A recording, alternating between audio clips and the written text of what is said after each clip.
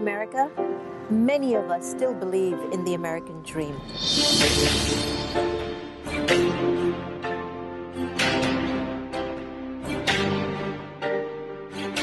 But why are we still not happy? Why are we struggling to own our own home, to find a job? Do we still have faith that our government representatives have a heart? And do they care about the people who actually put them into office?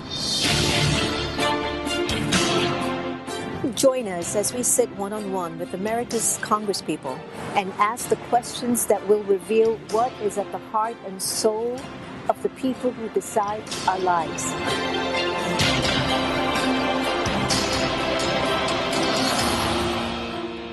Hi, I'm Sister JEENA. Let's do Soul Talk.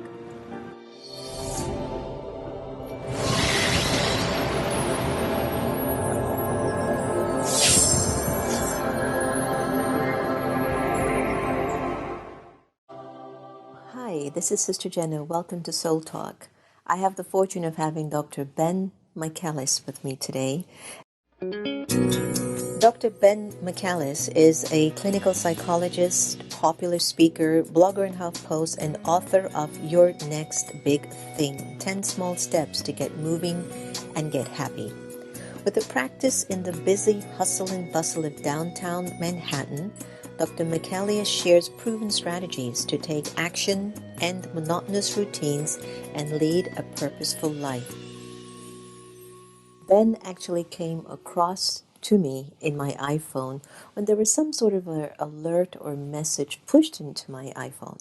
And then I looked at the iPhone and I started to read what he was offering, and I said, he seems to have something very important to say. I think one of the most important things is to speak to experts who are looking at areas of consciousness and meditation and spirituality. And we want to understand that more. We want to decode these things more.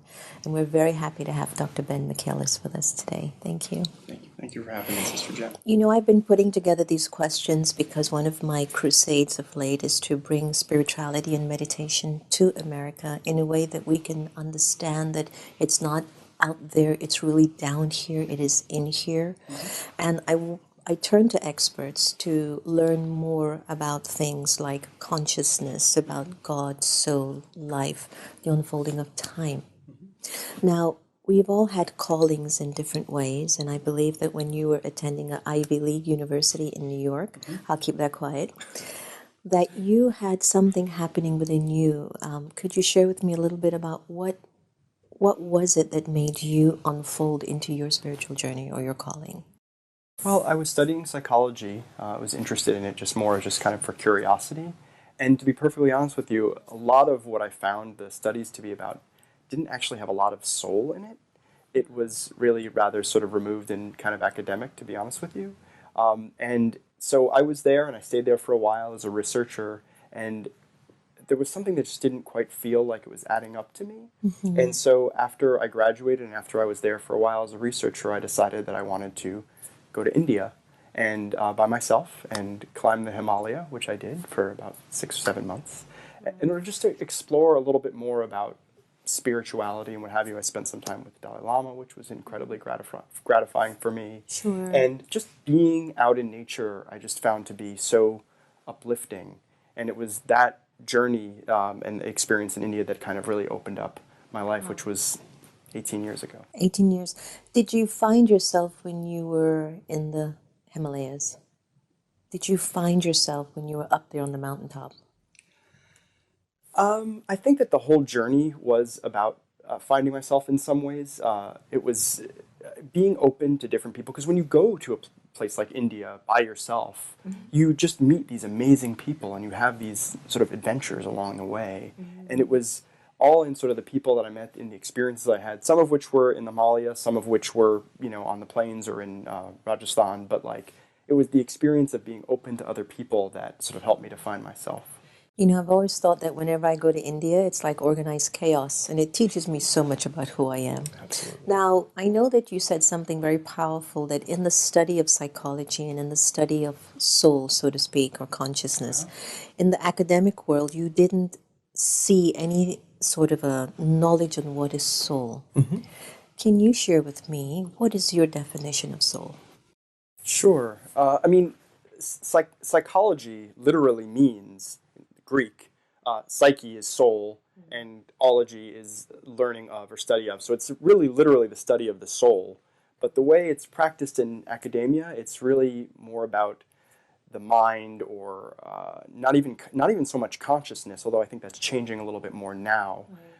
And for me, the soul is, it's sort of the recognition that we are really truly all one being. We may look different, we may come from different places, we may be at different points in our journey, we may even be different genders, but we're really all the same. And that is sort of recognizing that is really what the soul is in some ways. Would you say that your soul is talking to me now through your body? Oh, not just talking, but yes, it's using my voice, but it's right here in our presence, yes. Love that. Consciousness has not always been very easy to decode. It's got perhaps many facets to it. I can tell you what my interpretation of it is. I don't think it's really relevant at this time. But as a psychologist, and you have studied and you have trekked to the mountaintop and been back, you've spent time with the Dalai Lama, you spent time with the maybe a village urchin and people in New York City and all of that. When you look at consciousness, or you turn to consciousness, how does it serve you and what does it mean to you? Well, you really hit on it right there with the word serve. I think consciousness is all about serving. Like when you recognize that we are all connected, and that I believe that all of our jobs in life is to be doing service to others. And that's consciousness, is when you realize that you're not above and you're not below others, but you're there to serve and to improve other people's experiences and other people's lives. That's consciousness. Never heard that before. That was beautiful.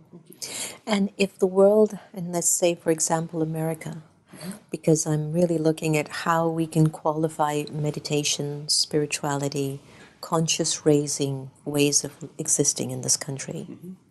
If you were to ever visualize a perfect America, do you even have one in your consciousness at this time? I think it is, yes. I think it is the idea that a lot of our American society is about taking.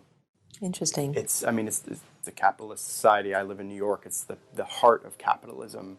And I think that a perfect America is when that is flipped and it's all about giving. And when we are realizing that our job in life is to be able to be of service to other people. And when that consciousness is happening, it's starting. Yeah. But when that is really pervasive over our land, over our country, I think that'll be that's a perfect America. That's an interesting comment, because one of the things that we have heard throughout time is how giving the country is to other nations, other countries. Now, what is the contradiction within our own walls? Are you saying that we're actually not giving to ourselves here, but we would rather go and give to, let's say, Iraq or Iran or some other country out there? Well, I think, and some of this may be because I'm from New York, but I do think that capitalism in and of itself, it's a very competitive, and there's a sort of sense of like winner take all in our society. And so there's a lot of focus on, well, what do I have and what does my neighbor have? And this concept is sort of keeping up with the Joneses, so to speak. So looking at other people to sort of measure yourself. And I think I think it's changing, but my hope is that people are going to start realizing that's not really what happiness is and wellness is. It's about what can I do to serve others. Beautiful. How can I be of service to you is consciousness for you. That's excellent. When we are in service, sometimes we feel that we're being used by a higher power. There are times that we feel that if I could be an instrument for God, I feel like I'm very selfless. I'm almost altruistic at times, okay? I've asked a lot of people their definition of God. I remembered one interview where I asked somebody, what are you absolutely sure of? And they said that there's a God. And then I asked them, what's your definition of God? And they said, I don't know. And I thought that was so profound, because as close as it is to us as a feeling, to decode it in words bumps us up. And I'm not quite sure if there's a need to. But when we talk about this energy of God, are there different gods? Is there one God? What is your definition of God, and how can we access this source? Light questions, Sister Jenna, light questions. I do think that there is one God, and we all access this spirit in different ways. And so I do think that there are different truths that are leading to the same ultimate truth. Right.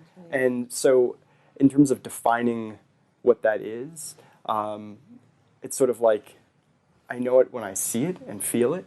And again, it's that sort of connectedness. And I think that God is really, truly everywhere. Right. But there are times when you feel, I think, more in the presence of that benevolent spirit. And it's not all the time. Sometimes you feel closer to it, and sometimes you feel further from it. But it is all around us. That's powerful. The concept of saying that God is benevolent, in Hindi, there's a term that we use called Shiva. And Shiva means, in decoding it, the constant benefactor. I mean, in Hinduism, they might think Shiva is this image, but what it actually means in terms of his actions is that if you ever turn to that energy, it's constantly going to give something to you. Dr. Ben Michaelis, what are you absolutely sure of at this stage in your life? What am I absolutely sure of? That life is something that, I think a lot of times, because I'm a clinician, and unfortunately, unfortunately, come into contact with a lot of pain and sadness during my daily life as a clinician. And I often have the experience of people feeling like life is something that you have to do. And I'm absolutely sure that life is something that you get to do. And that we were talking about this idea of benevolence. The odds of any of us existing are so infinitesimally small that there's something miraculous about each and every one of us. And I mean, think about that. I mean, the odds are so incredibly low that it's such a wonderful experience, and it's a gift to be alive. And I think that life is about finding that gift and expressing it and sharing it with others. I agree with that, and I think that if we could value our lives more, we would put into it more positivity and definitely a lot more love. Yes. Dr. Ben Michaelis, thank you so much for being on Soul Talk. Thank you for having me. It's wonderful. It's been wonderful having Dr. Ben Michaelis with us today, and I've learned that consciousness is service, and that God was a constantly giving energy. And I was sharing with you that in Hindi, it means Shiva, means the constant benefactor. I think these conversations that we have together are really important, and they're very meaningful. I've never thought that consciousness meant service, but as I kept listening to it as Ben was speaking to me, I was realizing that if I'm consciously awakened, I'm no longer dependent on matter or on people, because I'm now alive and I'm aware. So if I'm aware, it means I'm cognizant of my thoughts, words, and actions and behavior. So it just might mean that I'm more of a contributor to humanity than a taker. So we're going to wrap up today's show, and hopefully I will leave you with an image that is offered in Indian mythology. The deities always have their hands in the form of bestowing, the givers. Maybe this is the time for our nation to be givers to each other and to the self by being conscious and having the awareness that perhaps this energy called God is constantly an energy that gives. Click here to like, subscribe, and press the bell icon to stay updated with our latest videos.